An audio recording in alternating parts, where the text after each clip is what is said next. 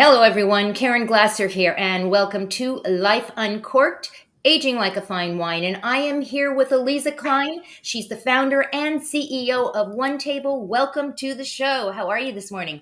I'm great, Karen. Thanks for having me. Thank you for joining us today. This whole program is spotlighting people that are doing extraordinary things in the next chapter of their life. So let's just start out with your story and how did you end up where you are right now in your life? Tell us a little bit about yourself. I am a Jewish kid who grew up in Colorado Springs, Colorado, which is right at the base of Pikes Peak Mountain. It's a very beautiful place. It's a super odd place to grow up as a Jewish kid, but I am the child of a rabbi, a congregational rabbi, and also a dancer. And so having an artist as a parent and a biblical scholar and religious leader as a parent had a profound impact. It's really this interesting mix of some scholarship and rootedness in history with creativity. Tell us a little bit about OneTable. What is it? Sure. OneTable is a online platform like Airbnb. So the way Airbnb works is that you have hosts who create a profile. They open up their home to people who can visit. You can rent a room, a bed, or the whole house. And then you have a guest profile who says, I would love to I'm traveling to Madrid and I want to stay in a beautiful home. We took the same concept of a host profile and a guest profile, but we applied it to Shabbat dinner. So it's called a social dining platform. So we have now about 20,000 people who are hosts. These are volunteers who are willing to open up their home, live out the value of hospitality, and invite people in specifically for Friday night Shabbat dinner. We started specifically with young adults in their 20s and 30s and are now expanding to people in their midlife and starting their next chapter. And we also support college students, multiple different populations. But the whole idea is to help people go online to go offline. I love that. And it's community, right? It's all about creating that community that I think in this world that we're living in right now, more than ever, we need this, right? If you look at people's sense of belonging and social connection throughout the week, it ebbs and flows. And when you get to Friday night, you have two possibilities. One is a time to feel the most connected because you have a ritual that brings people together. And the other is a time to feel the most socially isolated. In other words, if you do not have plans on a Friday night, regardless of your life stage, you might feel profoundly isolated or lonely. Whereas if there is an invitation, you know there is a place that you could go, or the tools that you have to gather with others, we have research that shows that leads to remarkably higher senses of social connection. So the fact that it happens, Shabbat, Friday night happens, it's once a week. There's always an opportunity to be aware of who is in your life and what those blessings are. And then if you are looking to meet new people, how to make that as easy as humanly possible, with a reason to gather that's bigger than just let's get together, is actually rooted in this ancient tradition, which can be very compelling. So since OneTable started back in 2014, we've hosted about 125,000 dinners. We're roughly at 250,000 young adults who have participated. And we're in the early stages now of growing to expand to other populations. So it's, there are 30 college campuses that are powered by OneTable now, and nascent communities starting to grow. People in their next chapter are starting to invite each other through the same resources. So what keeps you going? I mean, I have to believe is a lot of hard work. If this is not you just show up in the morning and la-di-da-di-da, what motivates you to keep doing this? I did not know anything about technology when I started this job. I knew a lot about Shabbat and a lot about community, but nothing about how you actually build a social dining platform and what does it mean to understand that. So there's an enormous learning curve for me, which is just fascinating. Learning something new is always energizing. I'm very kind of interested in behavioral economics, the way people make decisions, what motivates somebody to be inspired and to do something, and then actually have the tools to follow through. right? A lot of people have gym memberships Right. that sit unused, right?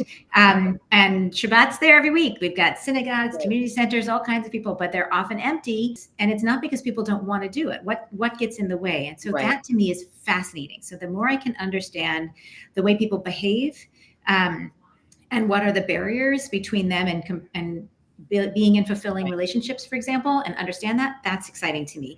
The world is a friggin' mess. Polarization is, I can't imagine it could be any higher, but it is. And it is within our American society, the global society, between Israel and the rest of the world, within our community, and within families. Right. And I am really driven to see what it looks like to keep people at the table. In a literal as well as figurative way. And that is incredibly motivating to me. I mean, we always like to ask our guests, how do you want to be remembered? And I think you've just answered that in what you just said. I believe you said you want to be remembered as the person who brought people together. Yeah, and kept them there, right? So there are so many pressures to keep people apart. And that is, to me, terrifying and somewhat an existential threat. I think there's tremendous value in the ritual practice of coming together with a regular cadence. There's a humility built into that practice that I think people are very hungry for, but don't always feel like it is for them, or they have a sense of belonging. And that's really been my life's work, is to no, of course, there's a seat for you at the table. I just think what you're doing is just, as I like, freaking awesome. I really, and the fact that, it started in 2014. Here we are in 2024, and we went through, a crazy 3-4 years. Did you actually do virtual Shabbats? Look, the impact of the pandemic was absolutely profound. There was a huge increase in people trying to think about home-based Jewish practice at higher levels than we had seen historically before. We used to do about 200 dinners on a weekly basis. It went up to 400 dinners. Now we're close to 600 to 700 dinners on a weekly basis. But really, within 2 months of the pandemic, we doubled in terms of participation. We saw a lot of people making virtual Shabbat dinners, absolutely using Zoom, especially to bring together people from multiple generations. I'm sure you may have participated in some of those. Yes, and some of that was incredibly valuable and powerful. Some was terribly awkward.